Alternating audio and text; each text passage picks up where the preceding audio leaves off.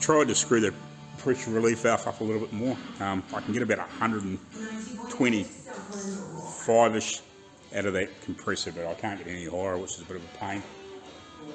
The pressure relief valve, the one that's actually on the switch, yeah, it won't go any higher than that.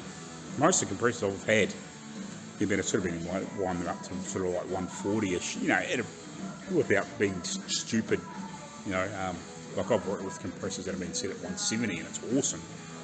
But yeah, that was set at 115, but I thought I might have been able to get 130, 140 out of it. But yeah, that little pressure relief valve, when I even want to wind it right up, yeah, all I can get is about 125, maybe a little bit more out of it, which is better than nothing. But would have just been nice to have a little bit more headroom. But anyway, I'll keep sanding.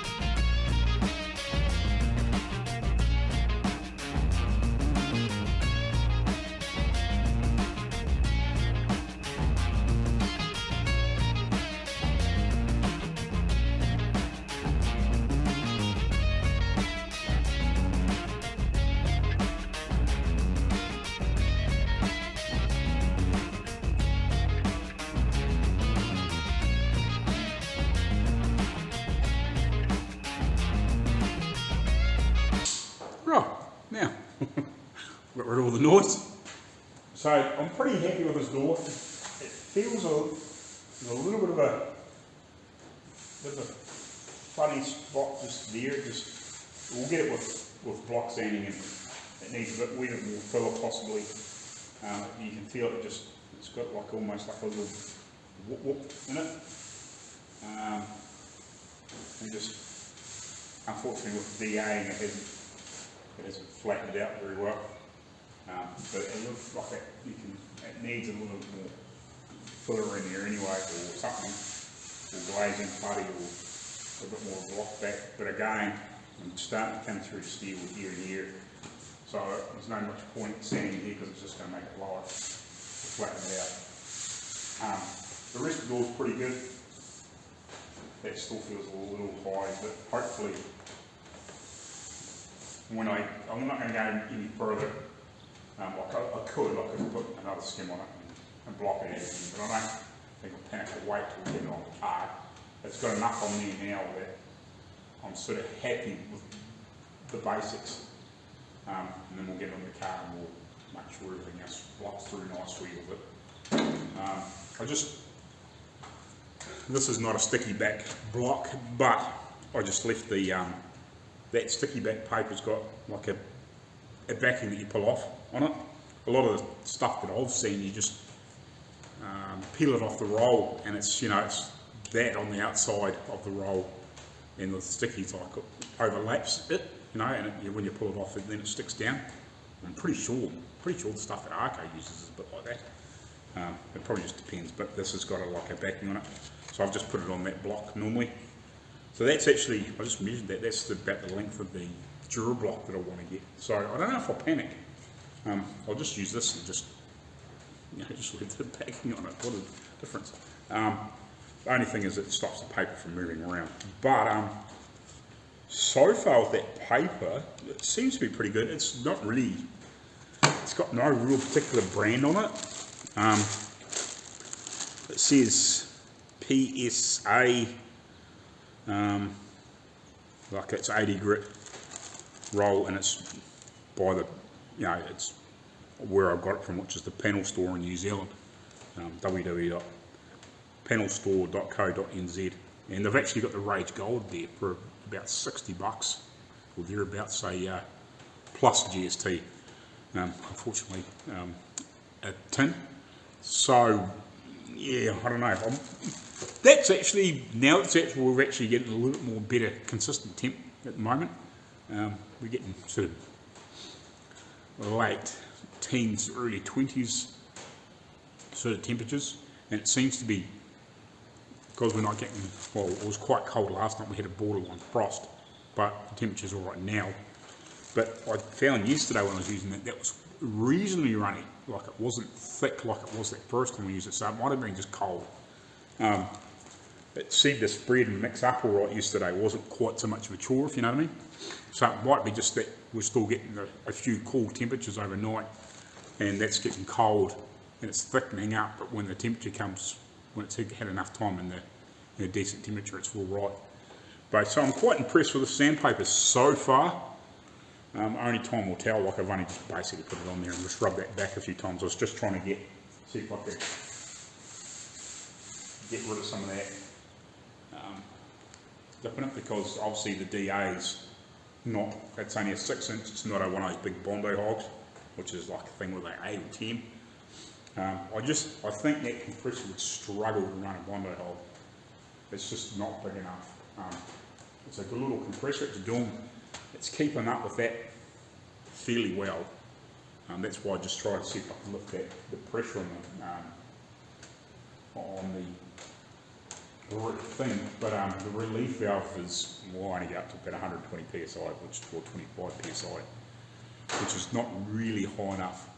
I was hoping to get maybe 140 out of it, but because it's set at 115 factory, which is not high for a compressor. Like a lot of the ones I've bought have been set at about 125 or a bit more, you know, and you screw them up to 140, no worries.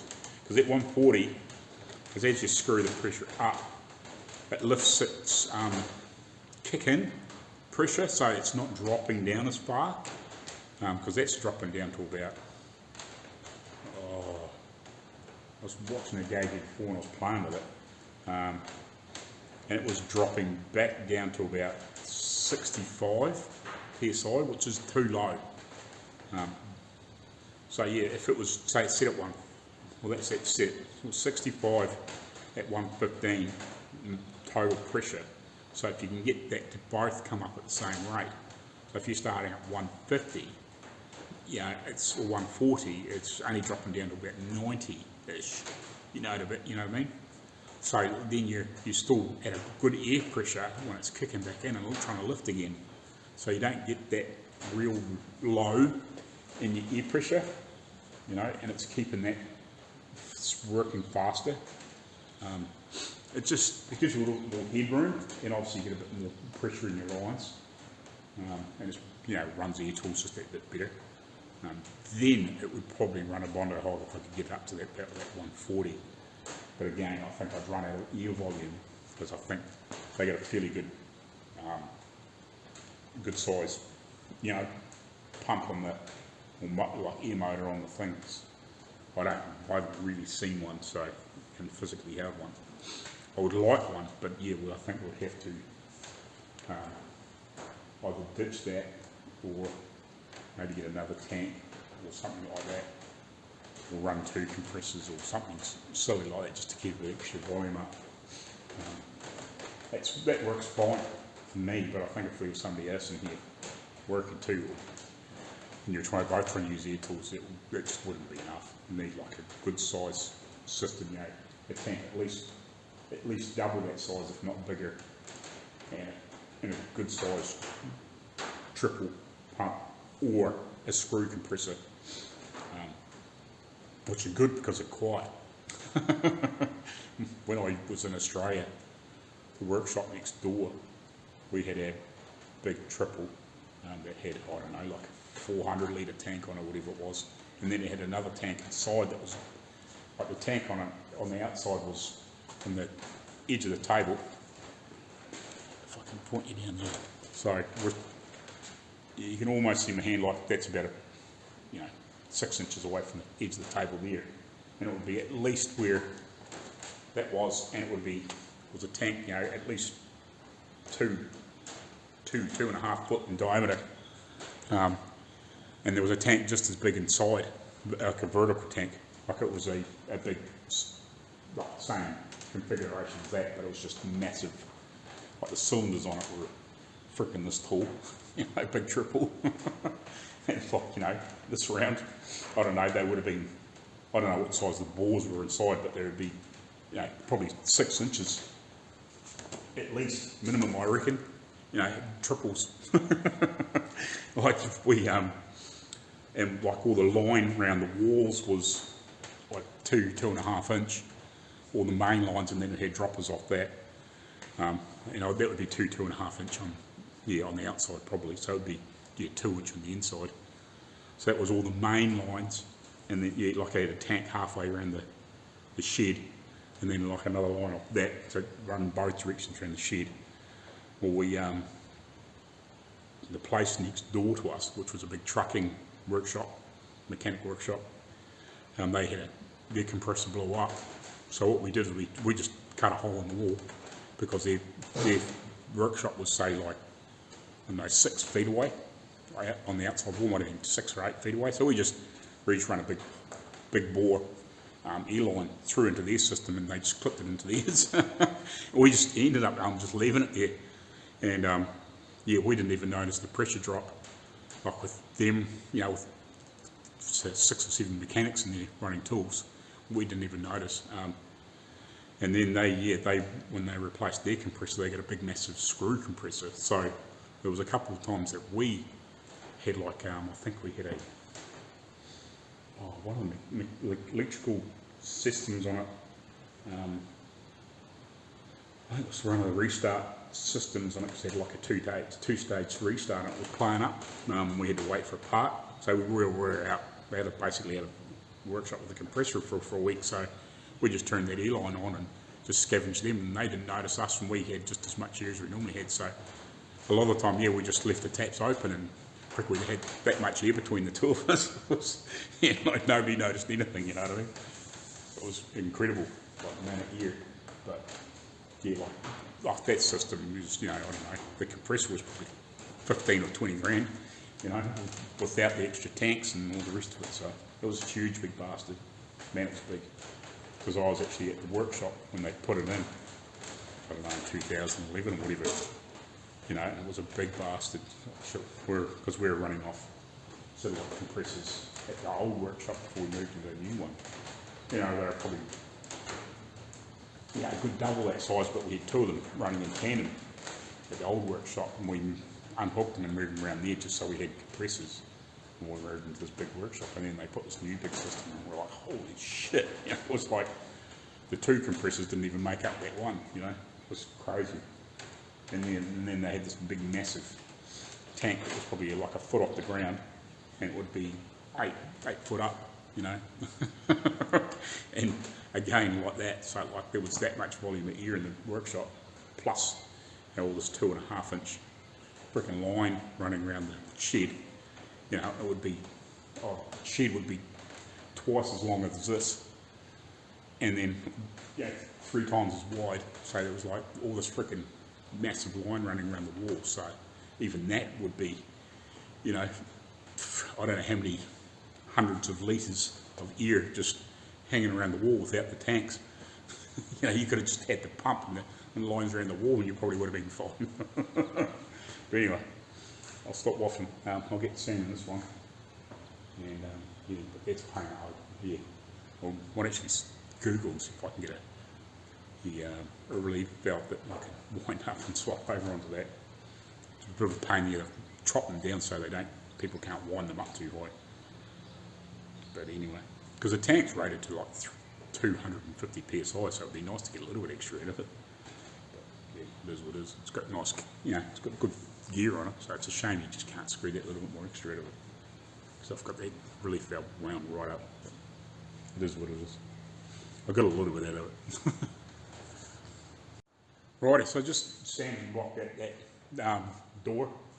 I'm fairly happy with it too. It needs a little bit more fill in places, but I think it's good enough in the meantime until, again, we get the body back on. So far, this paper, because I used this a bit, I used it to try and keep the panel a little bit flatter than just using the DA all the time. I keep swapping between the two to try and help keep that door flat and the DA not follow the humps and hollows a little bit, from the body filler. When I sort of got it ripped down a fair way, I'd switch to that, let the compressor catch up a bit, block that for a while, switch back to the DA, knock it down, and get some more, obviously get more of the mark stuff out, swap back again. So I've used that on sort of two doors a bit, and it's holding up pretty good. It still feels good and sharp, which is good. Better than what I can say for these bits of paper. They still feel gritty, but they just don't seem to hold up that paper, which is that stuff. I think I would avoid that again. I might, when I run out of this, if I need more, what am I, about not halfway through that box, it's 50 things in there. When I run out of that, I'll give these stuff a try, see what it's like. But so far, I'm fairly impressed with whatever this brand of paper is.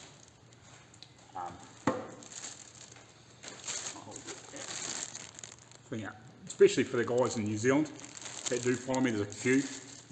Yeah, give these guys a ring or whatever. There's one in the South Island, one in the North Island. So yeah, they seem to be pretty good guys to deal with so far. So that's cool. Well, might flick their logo up here and give them a bit of a shout out. So if you are in New Zealand and you're looking for supplies for doing body work, they've got a bit of stuff. They've got a few guns and bits and pieces. I did a little bit of research on what's that flyer I got the other day for those spray guns. They're 007, they're actually a Durablock gun. I didn't really know whatever, you know what I mean?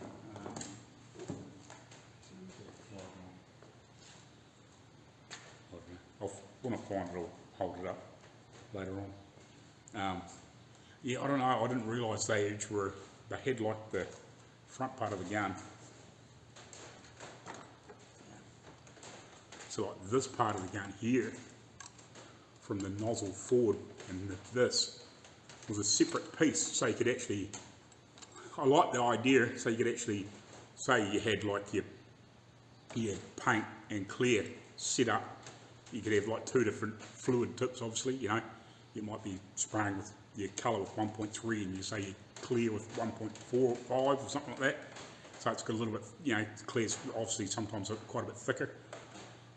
So yeah, you might want a slightly thicker gun to blow that on, because this is a 1.4, pretty sure it is. Doesn't matter, but yeah, you could actually interchange. So you could come along and obviously disconnect that front piece, clip your clear coat on, let that flash off from it, and then come back and blow it on. I like the idea, but I don't know, I just wonder how long that clip-in part would work well, you know what I mean? Like, I can see the innovative idea, but really, it's something else to go wrong with the gun. Beautiful looking guns though, but I just don't know if I like the idea. I think I'd rather have a separate gun. So if something, if you had like a gun like that, had 3 different bits and pieces. If something went wrong with this piece, you're throwing away 3 guns, whereas it would be nice to use one and try one, and I'd love to, just to see what it was like and how it worked and whatever. But I don't know if that's I like the idea, but I don't know if I do like the idea, if you know what I mean. It's something else to go wrong.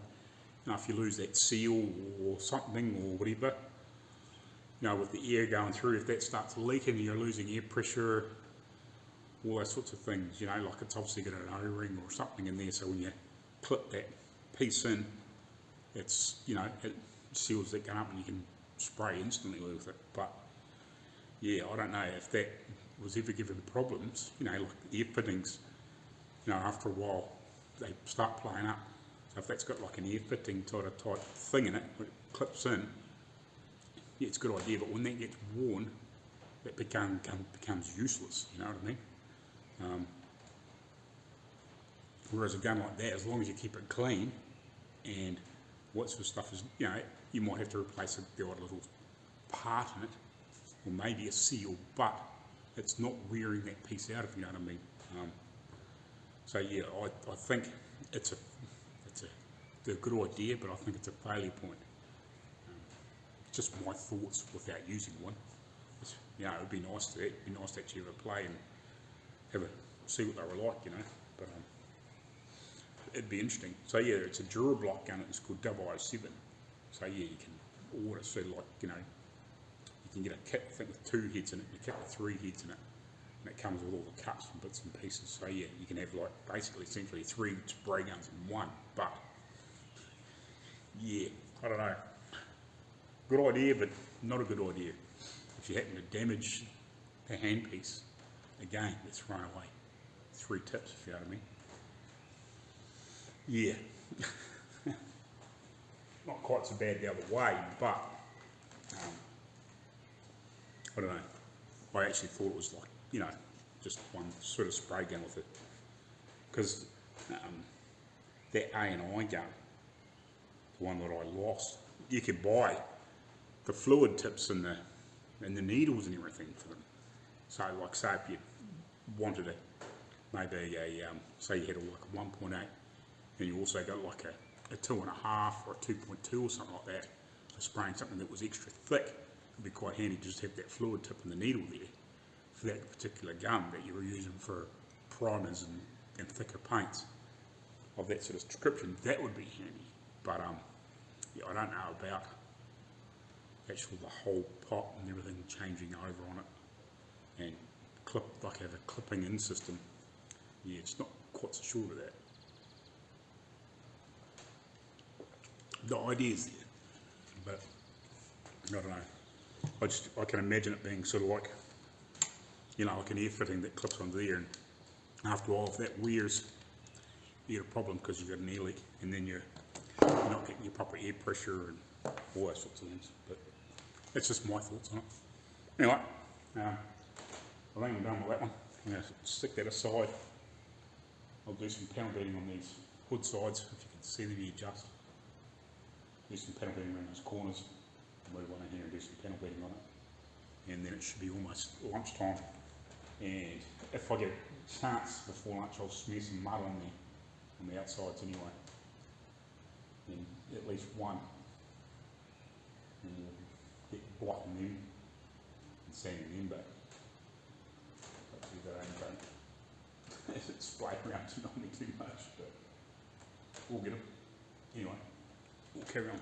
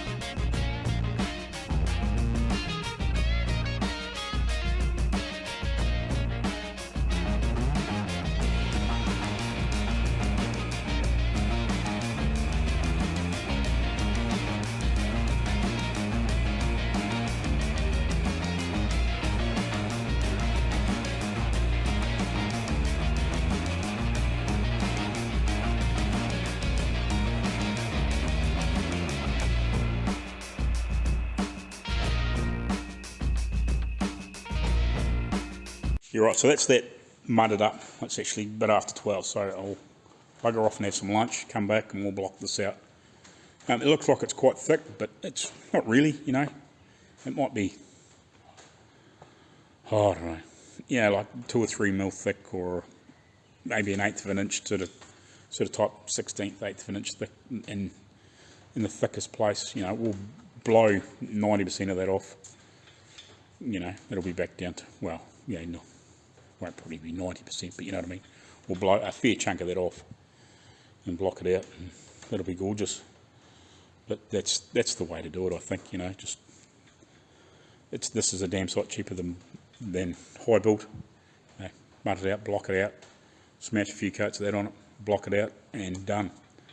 You know, I used to part around doing all the little bits and dints and bits and pieces years ago, and you think, oh, you know, it needs a bit there and it needs a wee bit there, and you block it out, sand it, and you put your well, before they sort of really had, high build's been around a long time, but you know, you'd just normal primer, you'd, you know, blow a few coats of normal primer and you think, oh man, that looks good, and you paint it and you could see marks and bits and pieces. So this is the way to go. You just mud the whole freaking thing, sand it back, and paint it. And unless you really know, you know, and you've plenished and all that sort of stuff, and you think, you know, and you know it's good enough that you can just put eyeboard on it and block it out within fine. But if you know it's not, it's really close, but it's not perfect, and you know you're probably not going to pull it out with high build, but a thin coat of body filler just to get the worst of it out, and then get the rest with high build. You know, what does it hurt? It's not as it's, you know, 1/2 inch thick.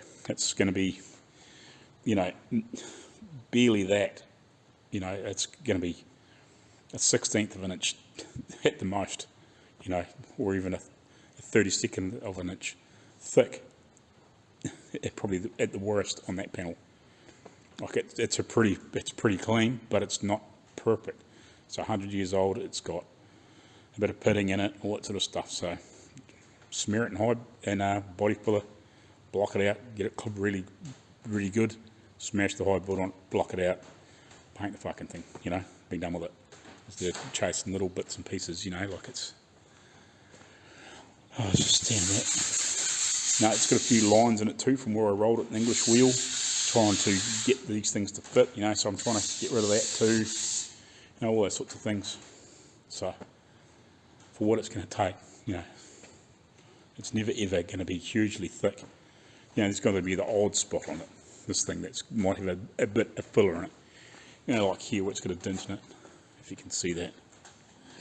You know, it's got a crease in it, you know, if you hold a ruler across there, or even that across there. You know, what are we talking? You know, you might be 3/16, you know, thick, you know, a bit over 1/8 of an inch. Like, it's still not a lot of body filler. You know, it's no huge. This is probably going to be the worst panel of the whole lot, you know, because it's got these freaking ugly dents. I reckon might have to rework this a bit. I reckon it's got too much material in there or something. When they made that door skin, they just did a shit of a job on it. They just didn't get something right.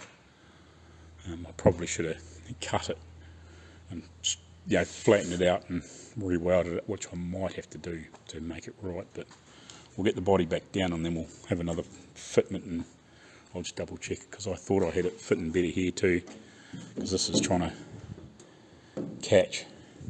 You know, I thought I'd solved that problem, but maybe when I bolt it down it fixes it, you know what I mean? I thought I'd solved that, but yeah, like there's no real other places, you know. You know, there's a wee bit in here, you know, where it was dinted and stuff like that. You know, and there's going to be a little bit on here just to hide the worst of this, but none of it's going to be thick of some of the shit that I've seen, you know, fixing cars over the years, you know, and like a prime example was that the 66 Dodge they had in Australia. That was 1/2 inch thick in places, just because they hadn't tried to get in there and push the worst of the dents out. They just mashed it out so it looked like it was half by in shape, and just you know, they must have had 15 cans of frickin' body filler in the bloody thing, you know. You know, well, probably was 15 cans, but I bet you there was 5 or 6. You know, it was a big car. You know, and they, like I reckon, the thickness that was in it, like you would have been half a can of body, half a can of panel, easy. You know, and there's a front fender, you know, two doors on each side, and the back fender and a boot lid and a bonnet, you know, and the roof, you know, and the probably one that they didn't really have a lot in it was the roof, but it had a lot of freaking holes in it for some stupid freaking reason. Way back in the day, who would know what was going on? But I think it was probably from trying to pull it out straight because it had been hit in the front at some point. You could see where it had been bent in the front right hand pillar. It had been kinked there at some point. But I reckon they'd pulled it out, and I reckon that's probably why all the holes were in the roof, and they just drilled holes and tried to get it to pull and sit straight. The roof wasn't bad, but yeah, like it didn't have a lot of body filling, but the rest of the car freaking did, Jesus. But they just needed to spend, you know, probably an extra day on it and just knocking all the worst of the dents out, you know. A couple of guys would have mashed the worst of it out back in the day, and, you know, would have been not even half as thick, because I got it down pretty good. Like, there's still spots where it was thick, but yeah, it was stupid thick in places, you know, like it was freaking that thick in places, if not thicker. It was just dumb. But anyway, I'll go have some lunch. Righty, let's get this body filler off here and, well, sand it down, and if I get enough chance I'll skim cut these again, because I've got to take young fella to just get a check up because of the pills he's on. So, and then if I've done that, I might come back here for another hour or two and box these both out again. I'll be getting a quick scuff and one of them will body fill both.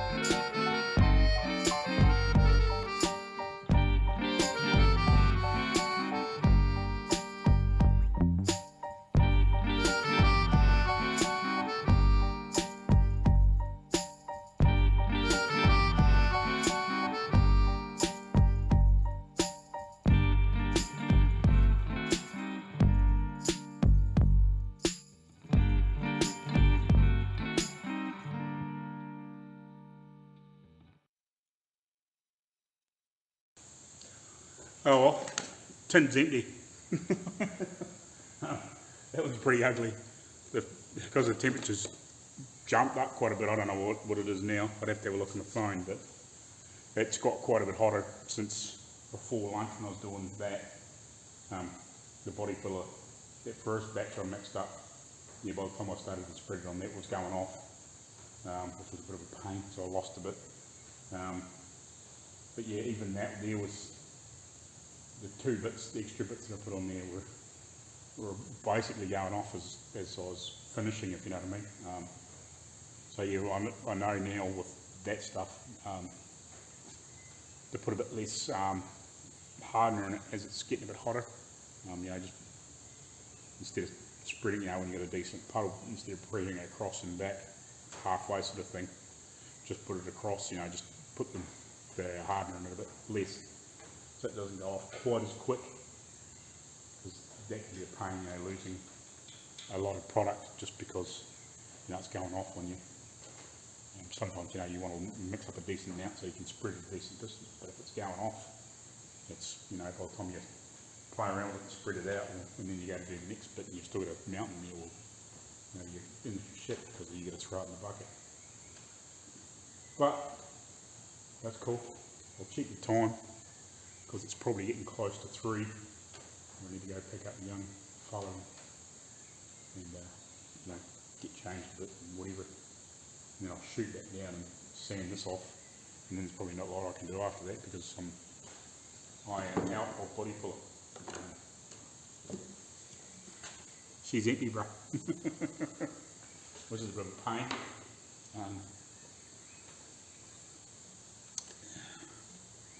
I better let the man know. The freaking pain. I actually didn't think it would go that quick, but yeah. Doing like double full skin coats a lot of the time. Yeah, you're going through it, so yeah, we better get another tin or two, I reckon. By the time we do those front guards and stuff, and the rest of that body. Now we've still got the rest of the shell, or the main part of, like I've done the doors apart from one, but we've still got that, the front cowl area, the centre sections, those 4 guards, the rear valance, the front valance, the side valances. So yeah, we're going to need at least another couple. I'll tell them to get 2. If we don't use it all, we don't use it all. I'll just use it in the next one. You know, which is cool. Anyway, I think that'll do. In the meantime, I'll check the phone, check the time and stuff. And yeah, we'll probably see you after I've done what I have to do.